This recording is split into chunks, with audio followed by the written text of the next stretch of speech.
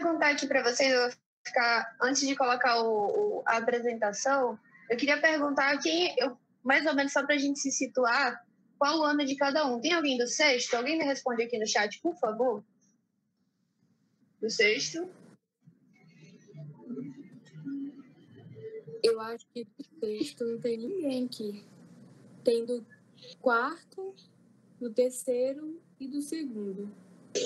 Ah, ok. Então, quarto, terceiro e segundo. Beleza.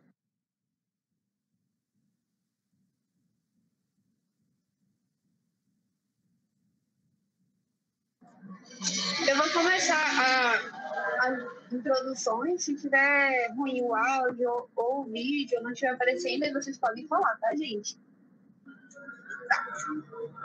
Tá aparecendo a tela para vocês? Tá sim. Então, assim, a nossa aula de hoje vai ser sobre semiologia pulmonar. Meu nome é Valentina Rian, sou médica formada pela FRR, formei em 2020.2 e já ministrei essa aula anteriormente lá para a Liga de Pneumologia. Só que, assim, cada vez que a gente vai apresentando, a aula vai ficando melhor, né? Cada vez que a gente vai acrescentando coisas, a qualidade muda, e mesmo quem tenha visto antes, acho que pode aprender bastante com isso. Pelo menos vale a pena ficar olhando, né? E assim, o intuito, quando me chamaram para dar essa aula, eu falei assim, ó, o intuito de dar essa aula vai ser, qualquer pessoa que estiver no internato sabe o que eu vou estar falando. Você vai, avalia o paciente, aí o preceptor chega para você e fala assim, e aí, como é que tá o escuta? Aí você fala assim, nossa, prof, tá limpa, tá ótimo. Aí ele, tá bom, eu vou verificar. Quando ele chega lá, até um gato surge do pulmão do paciente. Mas o que não surge é só a limpeza. Então, para ninguém sofrer isso que está acontecendo, pelo menos a gente vai poder entender um pouquinho, né? Então, vamos lá. Primeiro, eu gostaria de dar uns recados importantes. Semiologia pulmonar aborda muito mais do que só o pulmão, aborda várias outras estruturas, até porque o corpo humano ele se interliga de formas que faz com que a gente consiga entender mais do paciente, não só analisando o pulmão dele, não só na ausculta, mas tendo outras formas, tipo avaliando pele, mucosas, vendo o bacteamento digital, o formato do tórax, respiração, ritmo, amplitude, musculatura acessória, além de vários outros, que eu só coloquei alguns exemplos primeiro.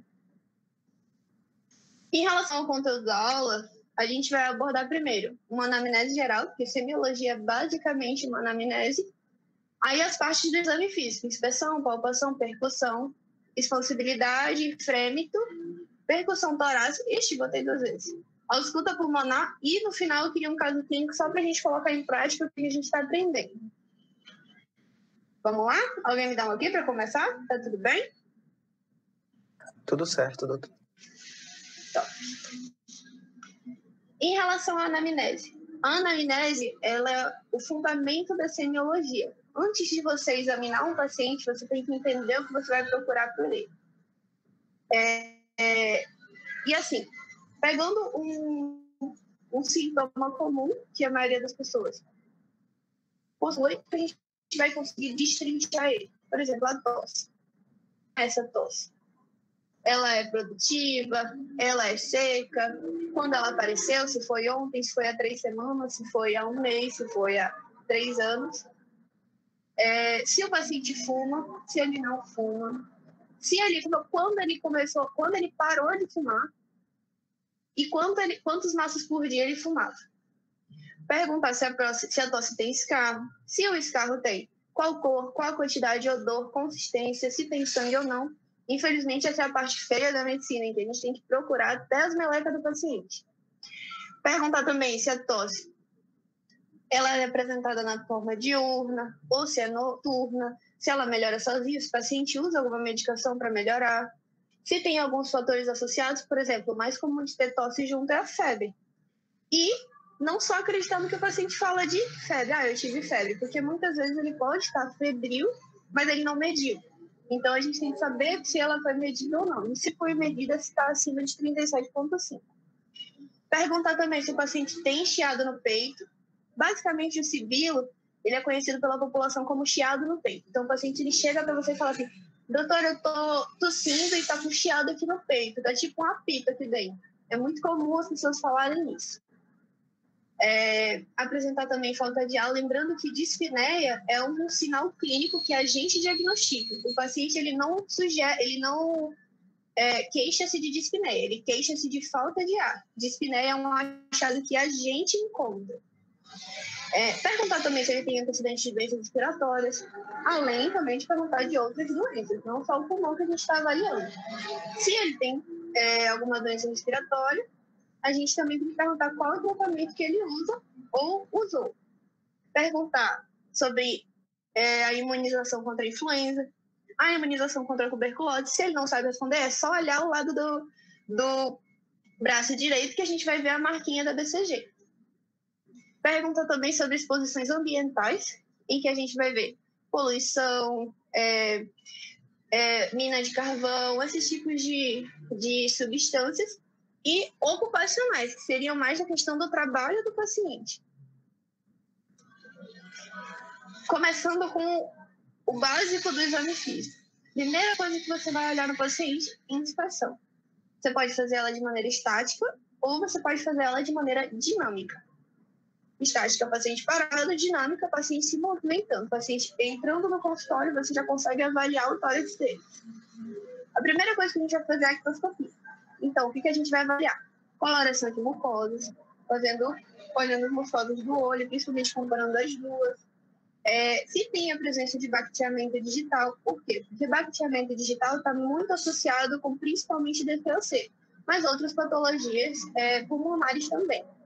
Essa unha que vocês estão vendo, essa falange distal mais edemaciada, com uma unha um pouco mais encurvada, isso que é o bacteamento digital. Uma coisa interessante para vocês fazerem é que todo paciente que você for olhando, você não precisa fazer a anamnese dele direitinho, mas você pode simplesmente olhar e ver, esse paciente tem bacteamento digital, esse não tem. Outra coisa é o formato do tórax. A gente tem basicamente 5, mas claro que tem mais. Que são o tórax normal, que é o chato. O tórax em tonel é um paciente que tem o tórax mais elevado na frente e atrás. O cifótico, que ele tem quase uma corcunda. O infundibiliforme, esse aí testou a minha dicção. É um paciente um pouco mais emagrecido, ele é um paciente um escavado, só que não é um escavado propriamente dito. E a gente tem também o cariniforme, que ele só tem a protusão frontal, ele não tem a protusão posterior. Em relação ao padrão respiratório, como é que a gente vai fazer isso? Vendo a frequência respiratória. Todo mundo aqui sabe ver a frequência respiratória. Existe um grande ditado que o Dr. Alex fala, né? O nosso professor de semiologia, era o nosso professor de semiologia. Você engana o paciente quando você está vendo a frequência respiratória dele. Você finge que você está vendo a frequência cardíaca quando você pega no pulso dele, mas você não está olhando para a frequência cardíaca, você está olhando para o tórax. Você quer ver a expansibilidade dele e contar quantas incursões ele faz em 1 minuto. Ou 15 segundos, né? O ideal seria 1 minuto, mas a gente acaba fazendo 15, 30 segundos também. Em relação à frequência respiratória, a gente tem a frequência normal, que geralmente é de 12 a 20 incursões por minuto. E a gente caracteriza a frequência respiratória, a respiração, como uma onda. Então, na subida a gente tem a inspiração e na descida a gente tem a expiração. Quando o paciente está eupneico, ele está com uma inspiração e uma expiração basicamente iguais, e ele tem um distanciamento entre as duas ondas. E a contagem dessas ondas a gente consegue contar entre 12 a 20 incursões por minuto. Quando a gente tem um paciente que está acima de 20, que a frequência respiratória está muito alta, tem paciente que geralmente está com 24, mas também tem paciente com quase 40. Eu peguei um paciente com 40 também. A gente chama de taquipneia, que a inspiração e a expiração vão estar muito rápidas. O que significa? O tórax do paciente não vai conseguir expandir direito. Ele está fazendo respirações curtas, então ele pode fazer a atelectasia, que são áreas, assim, áreas sem ar, basicamente, no nosso pulmão, principalmente nas bases. Por isso que a gente precisa de uma respiração profunda, uma respiração boa, uma inspiração e uma expiração eficiente. Quando o paciente faz isso muito rápido, ele pode causar grandes distúrbios. E aí é um sinal clínico que a gente também consegue usar para diferenciar várias patologias. Por exemplo, a pneumonia, a gente usa muito a taquipneia para diagnosticar. E a gente tem o mais, a gente também tem o menos, que é a bradipneia. Bradipneia a gente usa para paciente que está muitas vezes hipotenso também. Ele respira, mas ele não respira muito bem, ele inspira, e aí demora para ele expirar. Quando você vai contar a frequência cardíaca dele, está menor que 12. E muitas vezes você fica na dúvida se você está contando certo, porque ele demora tanto para fazer as incursões respiratórias que você olha e fala, meu Deus, será que esse paciente está respirando direito? E realmente não está. A ausência de respiração, que é a apneia total, é quando, basicamente, a gente vai ver um paciente que está parado. Um paciente que está parado, a gente não só verifica o pulso. A primeira regra do BLS, além chamar o paciente, verificar carótida, verificar pulso e verificar expansibilidade do tórax. Muita gente só lembra do pulso, mas a expansibilidade do tórax também é muito importante. Se o paciente não tem elevação de tórax, se ele não consegue respirar, a gente já diagnostica a apneia. A respiração profunda também geralmente é utilizada quando a gente está fazendo a ausculta do paciente. Ele também pode fazer esse padrão respiratório. Mas a gente só acha mais ou menos quando ele está fazendo a ausculta pulmonar. Você pede para ele puxar e soltar, para você conseguir ouvir melhor. Oi, alguém ia falar comigo? Confundi. Assim, a Shine Strokes, a Biot, elas são duas respirações que são importantes. Uma quer dizer um padrão mais inflamatório, a outra quer dizer um padrão mais paroxístico. Só que a gente quase não vê isso na prática. Eu vou deixar aqui para vocês como exemplo, mas, assim, de prática, as que a gente usa são a eupneia, taquipneia, bradipneia, apneia e a Kussmaul. Kussmaul é a respiração chave para quando você vai diagnosticar uma cetoacidose diabética, por exemplo. O paciente, ele inspira muito rápido e aí ele expira muito profundo. Tanto que vocês conseguem ver que a inspiração é rápida e a expiração, ela é demorada. Então, ele fica com um padrão respiratório assim, mais prendendo e soltando ao mesmo tempo. E nisso você consegue diagnosticar principalmente em crianças e recém-nascidos. Que você olha aquele paciente que você lembra, você está passando na enfermaria, você olha aquele tipo de respiração, você fala assim, meu Deus, aquela criança já não está bem, vamos dar uma olhada. Em relação aos sinais de esforço respiratório, a gente vai entrar naquela área em que a gente não vê só o pulmão, a gente vê outras áreas também. O baqueteamento de asa de nariz, a gente sempre fala que o esforço respiratório no recém-nascido e na criança, ele sobe. Então, a gente vai usar a musculatura acessória do abdômen, em que a gente vai ver... Deixa eu ver se eu consigo colocar um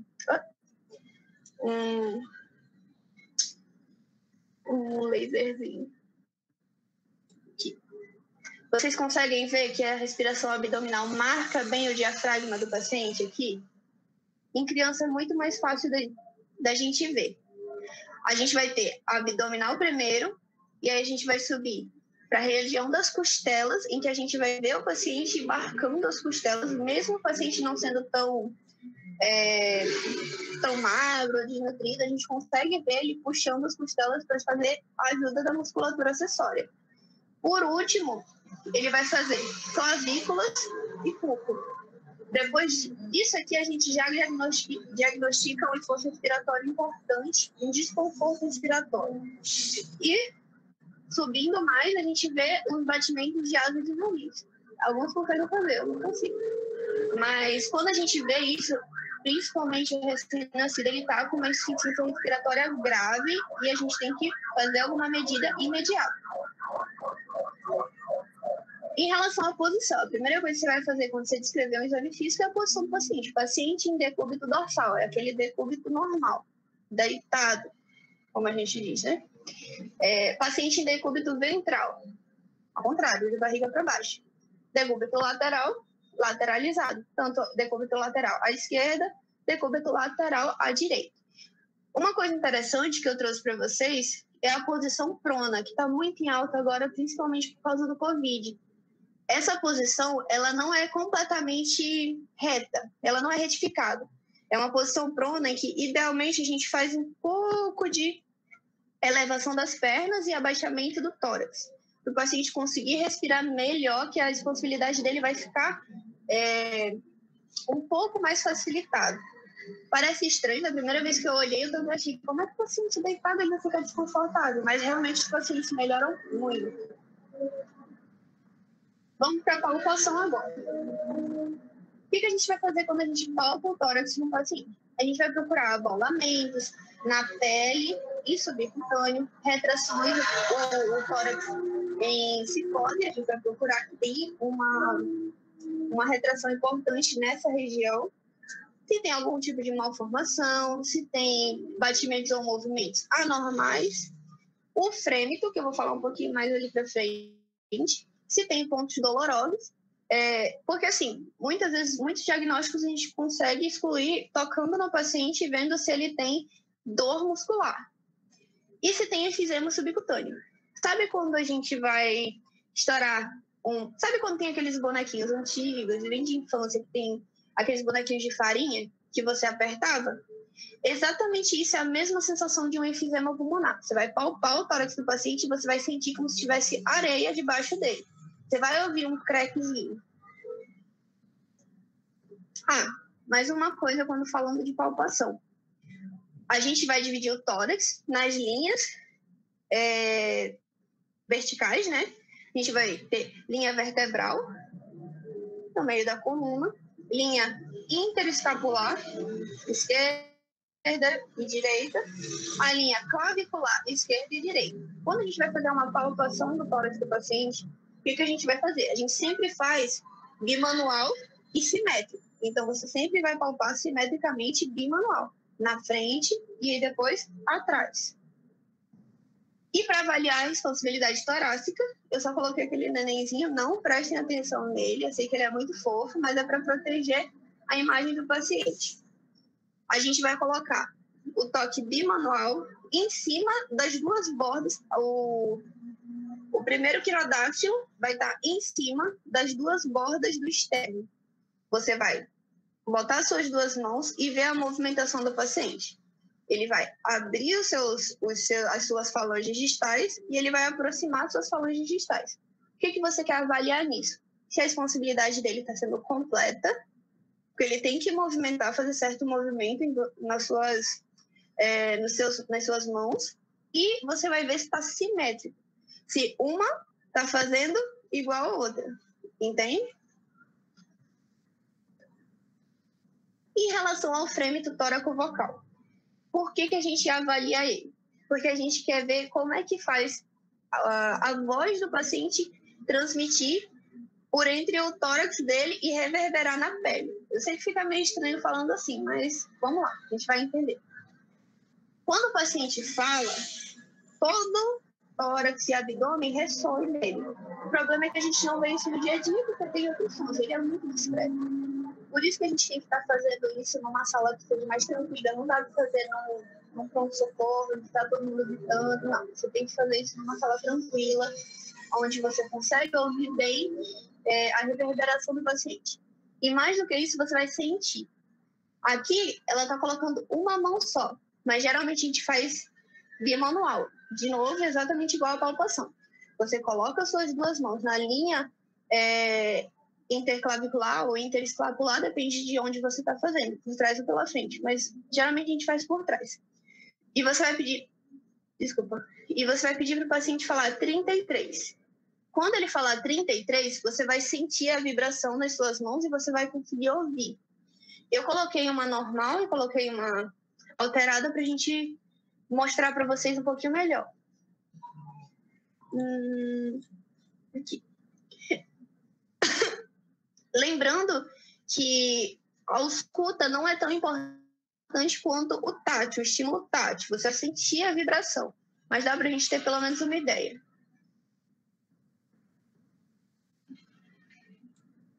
Vocês estão conseguindo ouvir? Não. Não deu para ouvir, né?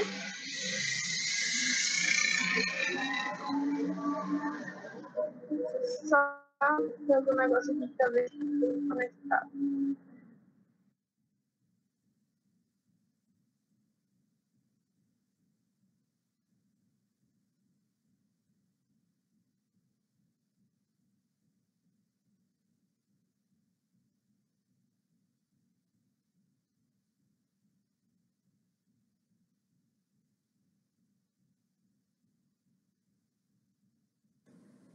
Tá sem áudio, doutora. O seu áudio.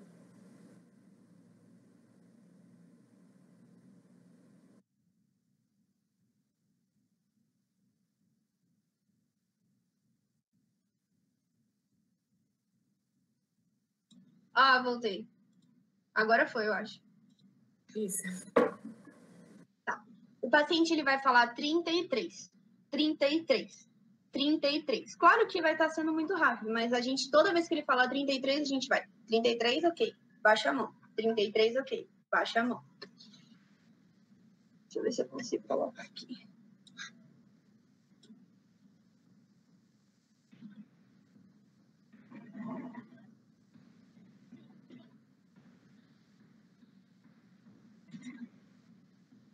Conseguiram ouvir? Ele está falando 33. O mais importante do que ouvir é você ter essa sensação do áudio reverberando na sua mão. E você tem que ter isso simetricamente. Agora eu vou colocar algo que está um pouquinho mais elevado e um pouquinho menos elevado.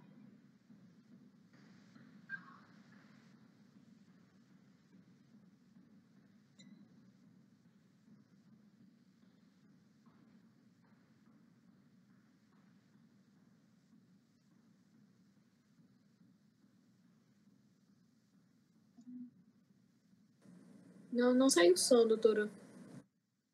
Opa.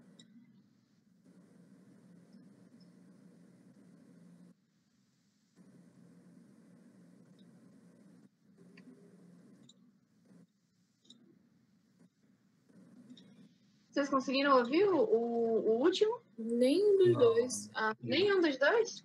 E eu botei o fone de ouvido aqui. Tá saindo tipo, como se tivesse ar só, mas não tá saindo som de nada. Ai, meu Deus. Alguém sabe me ajudar? Não sei fazer isso. Deixa eu ver se eu consigo parar a apresentação e tentar colocar, porque estou compartilhando minha tela. Deixa eu ver se eu consigo colocar. Aqui.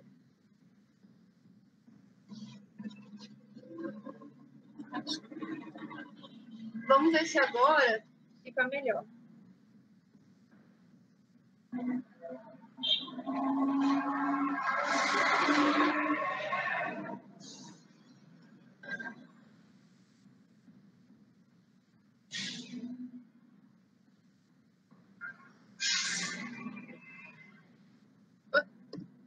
Vocês conseguiram ouvir alguma coisa agora?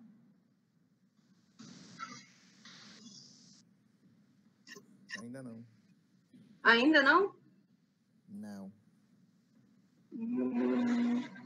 Vamos fazer o seguinte, alguém me manda uma mensagem no WhatsApp, vocês têm grupo, não tem? Tá todo mundo no grupo? Que eu posso enviar os áudios no grupo. tem, eu vou mandar para a senhora aqui. Aí eu já mando no grupo. Desculpa o problema aqui, gente, tá?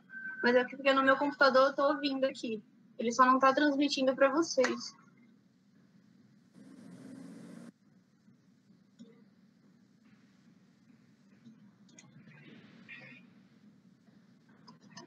Vou botar aqui.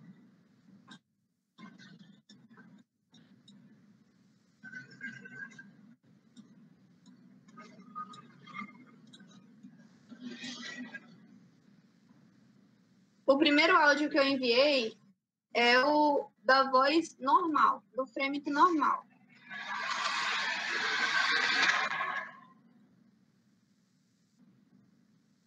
Vê se vocês conseguem ouvir.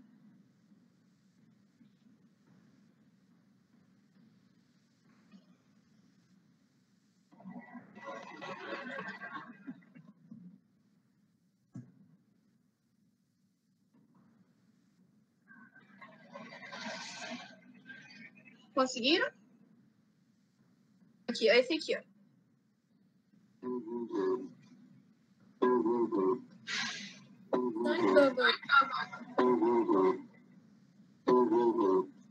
Vocês percebem que ele está falando 33, 33, 33. Nesse ritmo. Claro que não vai ser tão rápido assim, quando a gente está avaliando o paciente. Como eu estava falando antes, a gente vai descendo e vai pedindo para ele falar, pode falar 33. Agora de novo, agora de novo. Agora eu vou mostrar para vocês o alterado, para vocês verem. Ele vai aumentar a frequência e diminuir a frequência.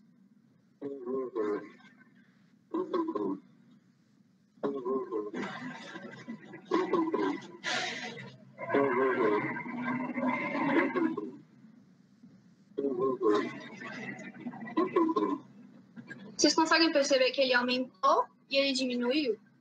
Uma hora ele estava falando bem rápido, uma hora ele estava falando bem devagar. Isso já é um frêmito alterado. Quando ele está falando devagar, a gente fala frêmito tórax vocal diminuído. Aí na região do tórax que você viu que estava diminuído. Quando ele está aumentado, o frêmito tórax vocal aumentado. Na região que você percebeu que ele estava aumentado.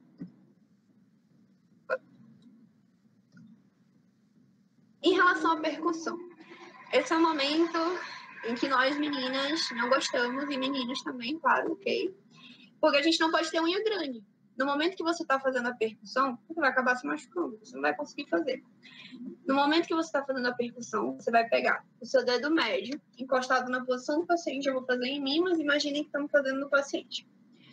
O dedo médio da mão esquerda, para quem é destro, o dedo médio da mão direita, para quem é canhoto. Você vai colocar o dedo médio encostado na posição do paciente e o outro dedo médio da sua mão dominante, você vai fazer movimentos tentando ser o mais próximo possível um do outro, para você ouvir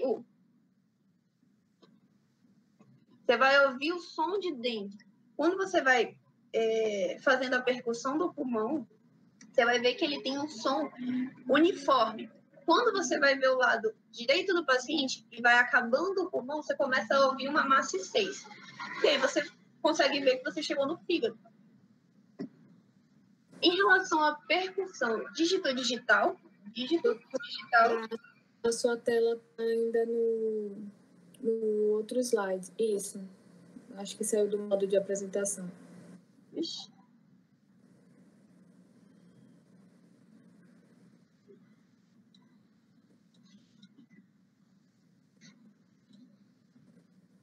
Alguém está vendo agora?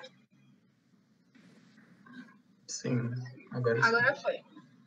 A percussão dígito-digital, você vai fazer procurando anormalidades. O que eu recomendo? Vão testando na família de vocês. Sei que na pandemia é mais difícil, mas quem não tem, testa em si mesmo. E todo paciente que você encontrar, você faz a percussão para você entender como é o som normal do nosso tórax. Vai fazendo. Eu enchi o saco do pessoal que morava comigo, porque eu ficava experimentando neles. Mas isso é assim que você aprende, infelizmente. Quando a gente tiver contato de novo com o paciente, a gente vai fazendo de novo. O que a gente vai tentar encontrar? Timpanismo, maciez. Os dois extremos. Todo mundo sabe o que é um som maciço, né? Algo que tem... Como é que eu posso explicar? É como se você estivesse batendo numa parede. Ele não vai conseguir fazer um som alto, vai fazer um som mais grosso, vamos dizer assim. Se você tem uma maciez muito igual a uma parede, exatamente igual a uma parede, que você quase não consegue ouvir, isso sugere um derrame pleural extenso, por exemplo. Por quê? Porque o derrame pleural, ele é basicamente um derrame. Ele não é líquido, ele é algo mais esforçoso, ele é algo mais sólido. Então, você não vai conseguir fazer uma percussão mais limpa. Você vai fazer também uma maciez ou submaciez, em que ele não é tão duro, mas ele também não chega a ser timpânico. Nisso a gente vai ver o hemotórax, o empiema, neoplasia, até tuberculose. A hipersonoridade, hiperressonância, também chamado de hipertimpanismo, a gente vai encontrar um som que não é maciço, mas a gente também não vai encontrar um som límpido, que a percussão ela reverbera. Então, nesses sons, mais ou menos, a gente encontra asma, DPLC, em que o pulmão ele começou um pouco de fibrose, mas não está aquela pedra, que você vai ter uma maciez. E, por último, o timpanismo, que é o som passando por ar. Então, ele fica mais fácil de penetrar. Aí você vai ver como se você estivesse batendo num tambor. Você vai ver tom, tom, tom, tom, quase um pneumotórax. O próximo slide, vocês estão vendo? Eu acho que não, tá só PowerPoint. E agora? Agora foi? Agora foi. Agora passou. Top. Esse slide é tão importante, por quê? Porque a percussão é um exame rápido, fácil, que quando você está acostumado, você faz num segundo, em que você pode diagnosticar e fazer propedêuticas de emergência, por exemplo. Quando o paciente ele tem a ausculta diminuída de um lado do tórax, do lado direito, como é que você vai saber o que você vai filtrar? Se você vai estar tirando ar, se você está tirando sangue? Pela percussão. Quando você percute um hemotórax, você vai ver uma maciez. Quando você percute um pneumotórax, você vai ver um timpanismo. Além do raio-x e do ultrassom, esse é a única maneira de diferenciar essas duas patologias quando você está numa sala de trauma. Por isso, a grande importância.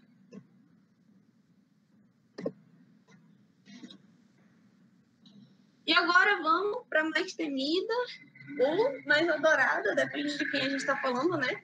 A grande ausculta pulmonar. Eu vou enviar logo os áudios para Lorena rapidinho, porque eu acho que eu consigo até mostrar melhor.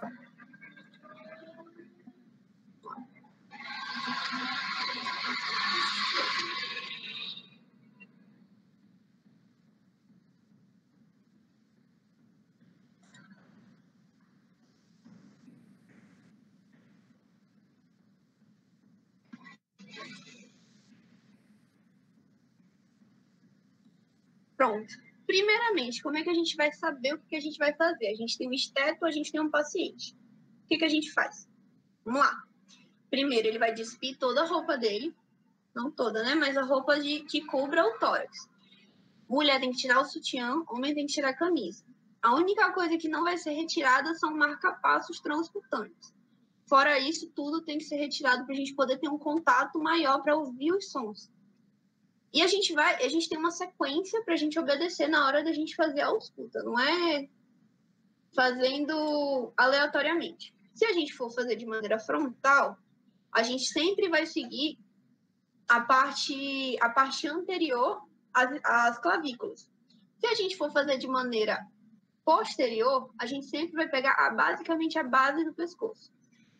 E na linha interescapular. Aqui está um pouquinho mais para dentro, mas geralmente é na linha interescapular. Aí você vai começar, geralmente a gente começa pela esquerda. Primeiro, escuta toda uma inspiração, escuta toda uma expiração. Depois, você vai para logo à direita. Inspiração, expiração. Após, para baixo, inspiração, expiração. Para esquerda, inspiração, expiração. Para baixo. Vocês estão vendo que a gente vai fazendo tipo um desenho de cobrinha? Deixa eu ver aqui. Tipo um desenho de cobrinha. Tá aparecendo aqui o marca-texto? Não, doutora. Não tá aparecendo a... Peraí.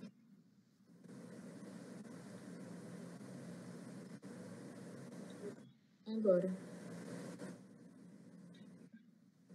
Agora foi? Sim. A gente vai fazendo tipo uma cobrinha. Por quê? Porque assim a gente não perde nenhum lobo do pulmão e também não perde a simetria. A gente sempre vai comparar um lado do outro, sempre um lado do outro. Em relação à anterior, pessoalmente eu também prefiro fazer começando pela esquerda, indo pela direita. Mas isso é muito interpessoal. Você pode começar pela direita e ir pela esquerda. Não tem problema.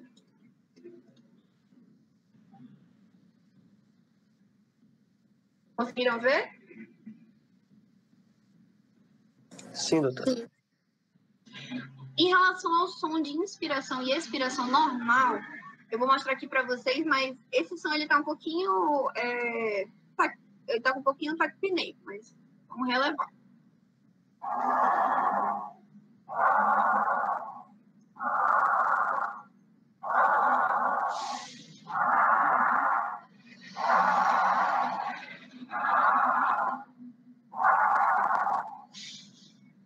Vocês conseguiram ouvir a inspiração, a expiração? Para essa aula, a onomatopeia é importante. Então, relevem aqui as minhas ilustrações. Mas, quando você vai fazendo o seu gráfico, você tem que ouvir uma inspiração e uma expiração em cada ponto que você vai fazer a ausculta pulmonar. E, além da percussão, a ausculta é algo que é muito de ouvido. Você tem que ouvir para saber o que é. O que está normal, o que não está normal. Sempre tenta ouvir o normal primeiro. Então, pega alguém de casa que não tenha patologia pulmonar, ou em si mesmo é um pouco mais difícil. Vai ouvir e vai respirar ao mesmo tempo. Mas tenta pegar alguém para você saber muito bem o que é o ouvido de uma pessoa que sabe o que é um som normal. Se a gente tem um som normal, a gente também tem o ruído adventício. O que é ruído adventício? É basicamente o som que não está normal. É um pouco redundante? Mas é importante a gente falar. Em relação a ruídos adventícios, a gente tem sons contínuos, em que vão aparecer na inspiração e na expiração, e a gente tem sons descontínuos, que eu vou falar um pouquinho mais para frente. Eu vou enviar aqui os áudios rapidinho e já volto.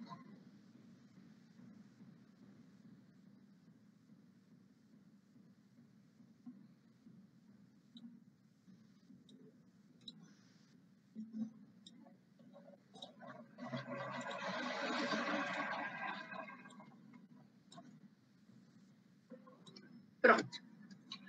O primeiro, que é o que a gente mais vê em todo mundo, é o ronco. O ronco, basicamente, o que é? Ele é um som que vai apresentar na inspiração e na expiração, porque ele é um som contínuo, mas ele é um som grave, ele é um som de uma secreção. É o ar passando por uma secreção. É o ar passando por algo viscoso, algo que está atrapalhando ele passar. Então, ele é como se tivesse uma pessoa passando por um slide. Basicamente isso, fica mais fácil de ouvir, eu acredito. Então, ela vai sair toda desconjuntada. Aí a gente ouve aquele som rústico, que é o som de ronco.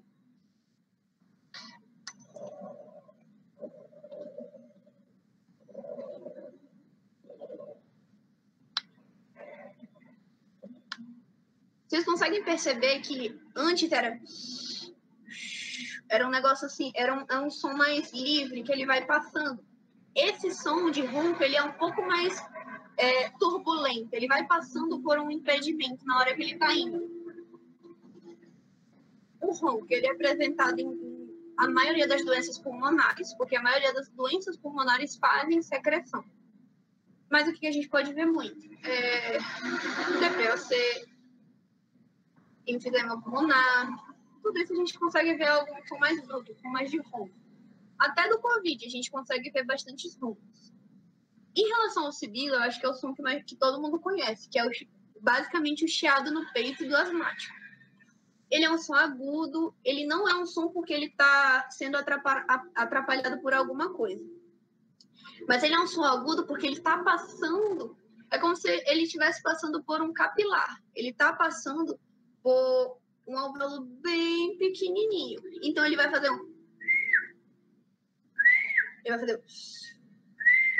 Ele pode aparecer tanto na inspiração quanto na expiração, sendo que na expiração ele é mais comum. A gente fala que o sibilo inspiratório é um sibilo mais grave, é um sibilo em que a paciente está com crise asmática grave. Então, a gente tem que intervir o quanto antes.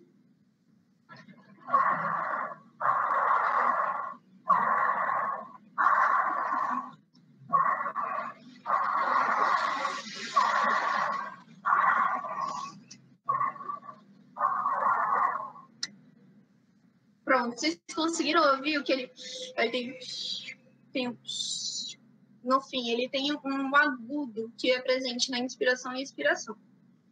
Em relação ao estridor, a gente vê muito na pediatria. O estridor, ele é um som suprapulmonar, ele é um som quase da traqueia. Ele é um som que vai ser tipo um rugido, ele é um som que Sabe quando você tem um cachorro que ele é senhorzinho, ele é velhinho, e ele tem aquela... Ele tem esse... É um som de alerta na criança, é um som em que a criança está grave. É o som que você tem que ouvir quando você vai entubar uma emergência pediátrica. Ele é um estridor de alta frequência, ele é um aviso de que o paciente está para perder a via aérea. Então, ele está presente basicamente no edema agudo de pulmão e na laringite. Laringite estudiosa. Esse é o nome da doença que ele apresenta na pediatria. Quando vocês forem ter aula com a doutora Estela, ela gosta de cobrar isso na prova. Então, olha a dica, viu?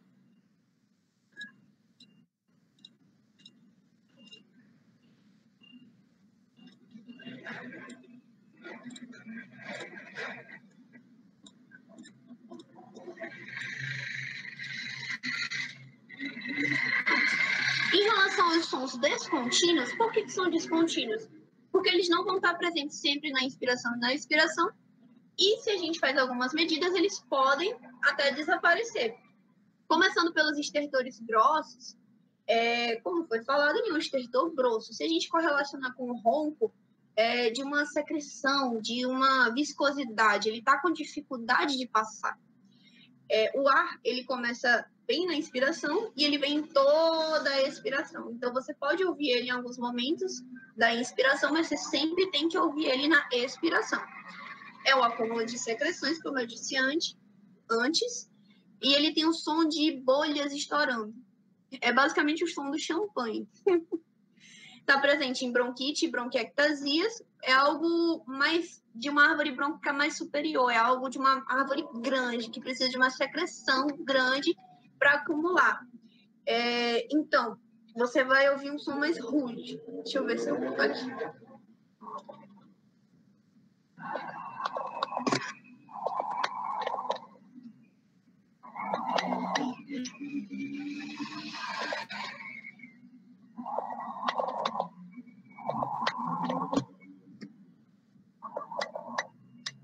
Vocês conseguem ouvir que tem a inspiração, mas no meio tem umas bolhas também? Em relação ao estertor fino, é o contrário. Ele vai ser um som que vai estar no final da inspiração, nem sempre na expiração. O que vai acontecer? Ele é um som que vai passar por líquido. Ele não é um som de estreitamento, ele não é um som de secreção viscosa, ele não está no slide, ele está nadando. O que você vai ouvir? Eu sei que é meio complicado, mas é o atrito do cabelo. Esse é o som de atrito do cabelo ou também de faíscas de fogo, antes de fazer o churrasco, uma coisa boa. Ele é um som de curta duração. Ele pode desaparecer se a gente mudar a posição do paciente. Dependendo da posição, ele está presente, dependendo da posição, ele não está presente. Uma coisa boa da gente ver também é quando a gente acha um estertor fino, pede para o paciente mudar de posição, fica em decúbito lateral ou ir um pouco mais para frente e tenta achar no mesmo local, para ver se ele desapareceu ou não. Ele está basicamente nas bases pulmonares e ele é característico de pneumonias, onde tem líquido e exudato. Vamos para o próximo. Os outros dois, eles são um pouco mais raros da gente encontrar durante a ausculta pulmonar. O estertor invélvido é basicamente a exceção da exceção da exceção. Ele é presente na fibrose pulmonar idiopática, na asbestose. Eu tenho certeza que vocês quase nunca ouviram falar dessas patologias, porque são patologias raras. E é um estertor que é muito mais de especialista do que de generalista. É importante a gente saber, porque a gente vai ver algo que não é um estertor fino nem grosso, não é um ronco e não é um sibilo. Então, a gente tem outras duas opções, que seria o som de velcro sendo puxado e o atrito pleural. O atrito pleural, ele é muito difícil. Eu nunca ouvi ele num paciente. Ele é um tom grave. Ele é quando tem inflamação entre as duas pleuras, parietal e visceral. Então, o deslizamento das pleuras não vai conseguir ser um deslizamento tranquilo, um deslizamento normal, vamos dizer assim. Ele vai estar um pouco com atrito, ele não vai estar liso. É basicamente isso. Ele vai ter no final da inspiração e no início da expiração. Ele é um som de ranger couro. Deixa eu ver se eu consigo mandar aqui. Ô, Valentina, Oi. eu tenho uma dúvida, tipo, é, esses sons tem alguns que é melhor de ouvir com o lado do estetoscópio e outros que é melhor de ouvir com o outro lado, né? Sim. Isso é aplicado muito na prática? Assim, o que a gente usa é o maior lado do estetoscópio, sempre, porque a gente quer uma base maior para ouvir os sons. Assim, teoricamente, a gente poderia usar para usar os sons mais finos, então, os tertores finos e os sibilos, eles são bons de a gente ouvir, porque eles são bem localizados, então a gente consegue uma área menor. Só que na prática, a gente só usa a maior base mesmo do estetoscópio.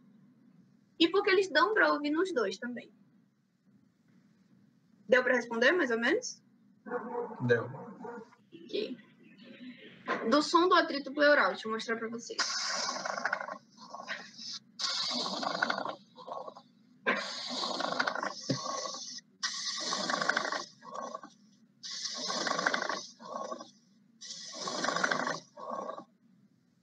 Vocês conseguem ver que ele tem um atrito na hora dele passar o som? Eu acho que fica mais fácil da gente distinguir eles quando a gente tenta imaginar a passagem do som e o que está interrompendo ele de passar tranquilo. Porque se ele passar tranquilo, a gente tem uma ausculta normal. Para finalizar, eu gostaria de botar um caso clínico. Isso foi uma paciente que eu atendi, se eu não me engano, na semana retrasada, aqui na AMA que eu trabalho, aqui em São Paulo. Paciente JBL, feminino, 30 anos, natural e procedente de Minas Gerais. A QP dela é falta de ar. Se tiver algum termo que vocês não entendam, principalmente o pessoal do segundo, terceiro ano, que é difícil mesmo, vocês podem parar que eu explico. É importante a gente entender nessa hora. HDA.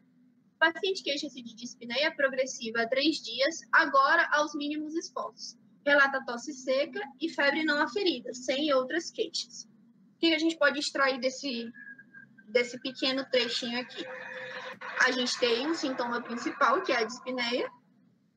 Tem como ela se apresenta progressiva antes e como ela se apresenta agora, aos mínimos esforços. Tem sintomas associados, tosse seca e febre não aferida. Se ela febre não aferida, a gente não pode confiar muito que é uma febre alta ou só uma febrícula. Não tem outras queixas. Em relação aos sinais vitais, PA 120/60, frequência cardíaca de 115, o valor de referência é a frequência cardíaca até 100, a respiratória é até 20, que nem a gente viu, então ele está com uma taquipneia, 24 incursões respiratórias por minuto, saturação de 94 em ar ambiente e temperatura axilar de 38,2. Ao exame, ele está em regular estado geral, lúcido orientado em tempo e espaço, anictérico, acianótico, corado e hidratado. A horoscopia, nada digno de nota. Em relação ao aparelho respiratório, é um paciente taquipneico, não tem uso de musculatura acessória, o murmúrio vesicular, que é o som que vai passando no pulmão, é o murmúrio vesicular. É um murmúrio vesicular diminuído em base direita, apresentando sibilos expiratórios, difusos e discretos. O cardiovascular dele está taquicárdico, ritmo cardíaco regular em 2 tempos, bolhas normofonéticas sem sopros, abdômen nada digno de nota, extensão nada digno de nota e neurológico também nada digno de nota. Só por esse caso clínico. O que vocês acham? Qual é a ideia de vocês? Alguma coisa que vocês queiram perguntar mais? Alguma coisa que queiram solicitar? Vamos conversar, gente. Vamos conversar. Quando fala em sibilos difusos, é em vários focos do pulmão ou... Isso. Ah, tá. Sibilos difusos, eles são difusos pelo pulmão inteiro e não só restritos à base direita, onde o murmúrio está diminuído. Entendeu? Tem algum exame de imagem e hemograma, algo assim? Tem alguma coisa que você queira solicitar? Raio-X. Ok. O raio-X, só o raio-X de tórax? Alguma incidência? Antero, posterior e lateral. Ok. Vamos lá. antes disso, você falou que queria pedir alguma coisa, né? Vamos de exames laboratoriais. Todo mundo aqui sabe os valores de referência, né? Claro. Eu tô brincando, gente. Não vou ser mal com vocês, não. Vamos botar o valor de referência. A hemoglobina é de 12, tá um pouquinho baixa. Tem um leuco sem desvio à direita ou à esquerda. Plaquetas, ureia um pouquinho elevada, mas nada muito. Creatinina 1,1. Sódio, potássio, PCR, gasometria. Assim, o que significa esse exame? Alguém consegue me dizer? O que tem diferente? O que vocês acham que, assim, é digno de nota? Algo que é importante?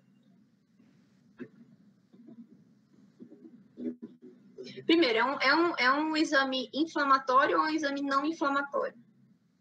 É inflamatório por causa da leucocitose. Isso, é um exame inflamatório. Então, a gente já descarta alguma patologia que não seja inflamatória.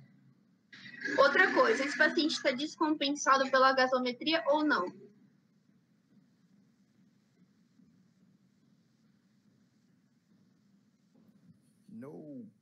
Não, ele não está descompensado, apesar dele ter uma saturação um pouquinho menor na gasometria do que a saturação que a gente está observando pelo oxímetro. Só que o PCO2 dele está um pouquinho baixo, mas está tranquilo, e o PO2 dele está tranquilo. A gente só não pode ter um PO2 abaixo e um PCO2 elevado. Isso seria uma instabilidade. A ureia está um pouquinho elevada, só que a ureia e a creatinina eles andam assim. A gente consegue compensar uma pela outra. Pode ser só um erro do laboratório, ou pode ser que o rim dele esteja começando alguma alteração, ou ele só não bebeu água muito bem hoje. Fora isso, vamos ver. O que a gente consegue ver de alterado? Claro, o leuco, sem desvio à direita ou à esquerda. E o que mais? Ele está um pouco desaturado também. Está um pouco desaturado, mas ele também tem uma PCR alta. Alguém sabe o que é PCR? É um marcador inflamatório também? Tipo, Isso. Ele Pode falar, desculpa, pode falar. A proteína C reativa, nesse caso, é um marcador inflamatório, né? Ele é um marcador inflamatório, ele é importante porque além disso, ele é inespecífico.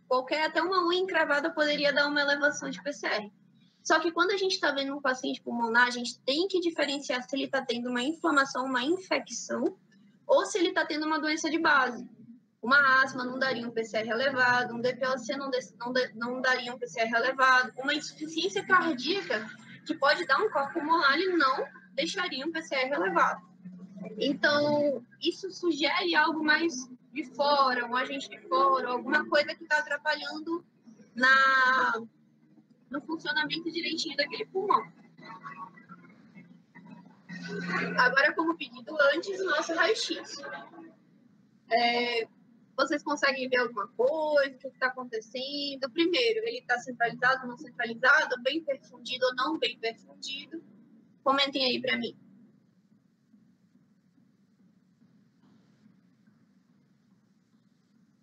Como é que a gente sabe que um raio-x está centralizado? Ou que ele é bom para avaliar?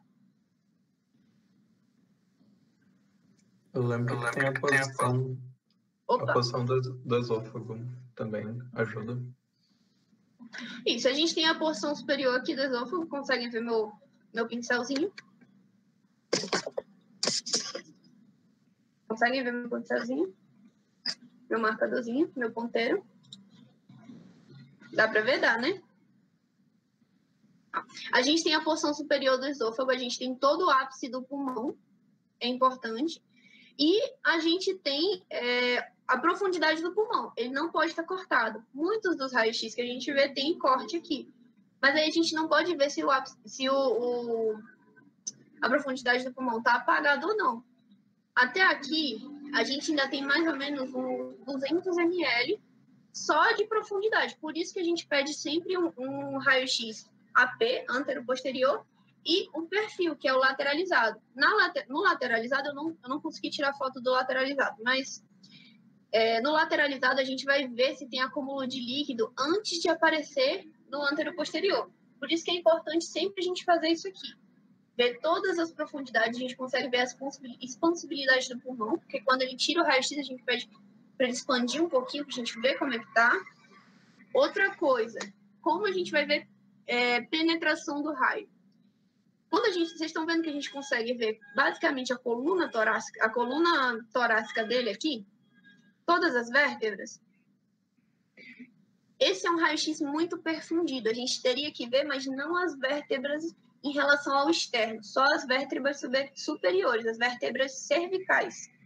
E a gente também está vendo a clavícula muito em cima do pulmão. Isso não é bom, porque ele pode confundir. A gente poderia estar vendo aqui uma calcificação e que a clavícula está em cima, a gente não consegue ver. Aí fica tapado.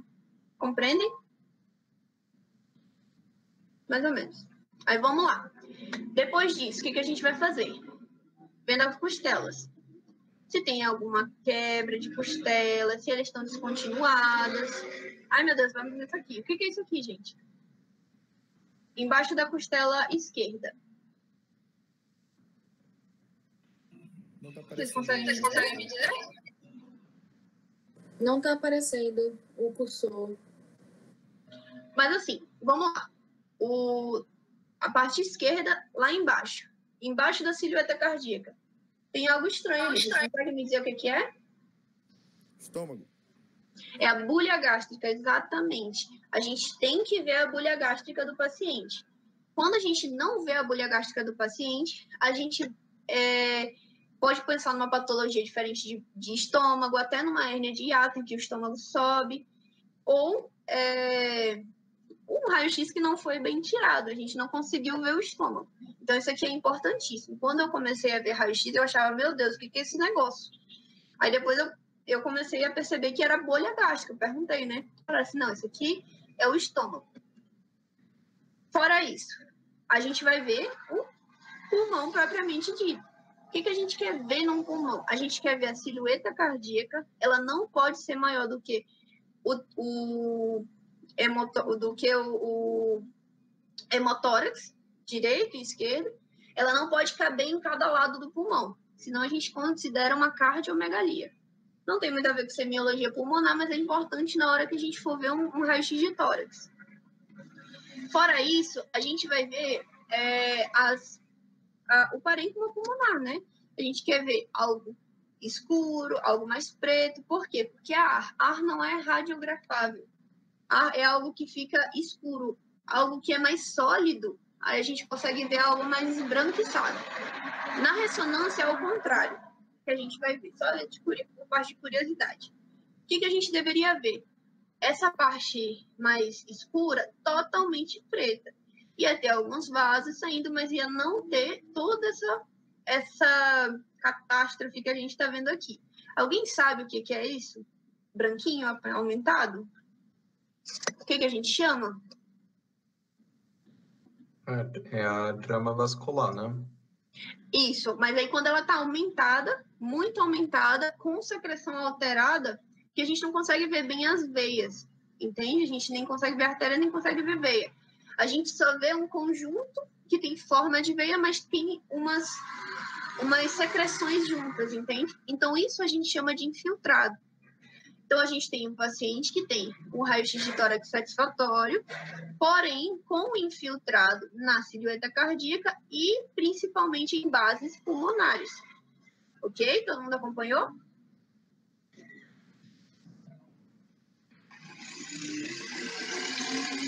Então, lá, a gente tem nossa anamnese, a gente tem nosso exame físico e a gente tem nossos exames laboratoriais e de imagem. Qual a hipótese diagnóstica para esse paciente? Não precisam colocar ele num diagnóstico perfeito. Só encaixar numa síndrome já basta. O que vocês acham?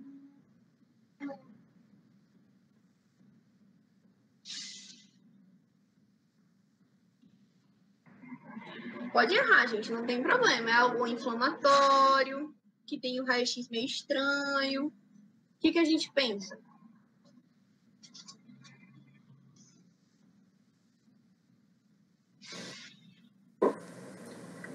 É porque tá aparecendo aqui. Eu acho que todo mundo tá vendo. As nossas pessoas. As respostas? Poxa, estragou o negócio. Tá bom. Enfim, vamos discutir sobre isso. que a gente tem de achado nesse caso, no geral? A gente tem a dispneia, a tosse, a febre, a taquicardia, os sibilos, que faz a gente pensar em crise asmática, né? Sibilo a gente já tem que raciocinar em crise asmática. A gente tem a leucocitose, que favorece algo mais inflamatório, infeccioso. Elevação da PCR, que colabora com a leucocitose. Tem um infiltrado, uma inflamação, uma secreção ali dentro. E aí a gente pode pensar em várias coisas, mas principalmente com o caso clínico desse paciente, pneumonia, basicamente por causa da taquipneia. Não coloquei ali, mas tem taquipneia também, tá, gente? A taquipneia é um paciente meio com sintomas respiratórios, a gente já pensa em pneumonia também. A crise de asma, por quê? Por causa dos sibilos. Sibilos é bem característico de crise de asma. Você vai ver que o paciente está com desconforto respiratório e, claro, a coisa mais tendência do momento, que é o Covid. O que a gente fez com esse paciente? Por que eu não pensei em pneumonia nem em crise asmática? Pensei principalmente em Covid. Primeiro, eu omiti essa informação, mas ele tinha contato com pessoas que tinham diagnóstico positivo de Covid. Ele não tinha diagnóstico de asma antes. Tá vendo que é importante a gente sempre olhar as patologias primárias dele? Porque é muito difícil que um paciente adulto tenha asma adulta. Geralmente ele vem de criança, ele já vem com tratamento. Em relação à pneumonia, não era o diagnóstico principal, porque a pneumonia ela não tem... não consigo dizer que ela não tem essa apresentação assim multifatorial. Ele estava com uma apresentação multifatorial. Então a gente pensou em Covid. Solicitamos o RT-PCR, porque ele falou que estava a menos de 8 dias, mais de 3. A gente faz a sua RT-PCR, saiu na hora lá, bonitão, positivo para o Covid. Quando a gente estava tratando e transferindo esse paciente, o paciente começou a desaturar, foi para uma saturação de 88, 87. Não estava com queda do estado geral, tinha rebaixamento do nível de consciência. Foi decidido por intubar o paciente. A gente fez a intubação, foi para ventilação mecânica, transferido para UTI. E depois de... Desculpa. E depois de 15 dias lá, ele teve uma ira também, uma ira pré-renal. Depois, mediado, o paciente conseguiu ser extubado e atualmente está na enfermaria de clínica médica, no hospital. Mas é um paciente que está bem, não está nem em uso de suporte de oxigênio. É um paciente que já passou a infecção por Covid, porque ele já está há mais de 14 dias sem. E está tratando só uma pneumonia associada que ele está tendo, pneumonia bacteriana. Só que está terminando o antibiótico dele e está melhorando. Então, quis trazer um caso assim, melhor, um caso bom, para a gente poder, em meio a toda essa desesperança que a gente está tendo, ter alguma esperança, né? Que tem gente se recuperando sim. E que a intubação não é só morte, como o pessoal está falando. Apesar de todos os problemas, gente, eu espero que vocês tenham aprendido bastante a aula. Eu sempre estou aqui disposta para qualquer pergunta que vocês tiverem, não só em relação a pulmonar, mas se tiver alguma dúvida, acho que a maioria aqui eu estou no médio geral, então a maioria aqui deve ter meu número, pode mandar, não tem problema. Se eu não souber, a gente pesquisa junto, porque eu acho que aqui é uma troca, sabe? Aqui foram minhas referências, e aqui é sempre algo que é uma troca, a gente sempre está aprendendo, nada na medicina é sempre, nada na medicina é nunca. Então, eu estou aqui na disposição para qualquer coisa que vocês precisarem, e a Liga precisar também, tá bom? Peço desculpas mais uma vez pelos probleminhas na aula, não sei o que deu, mas vou tentar ver o que deu para a gente melhorar depois, tá bom?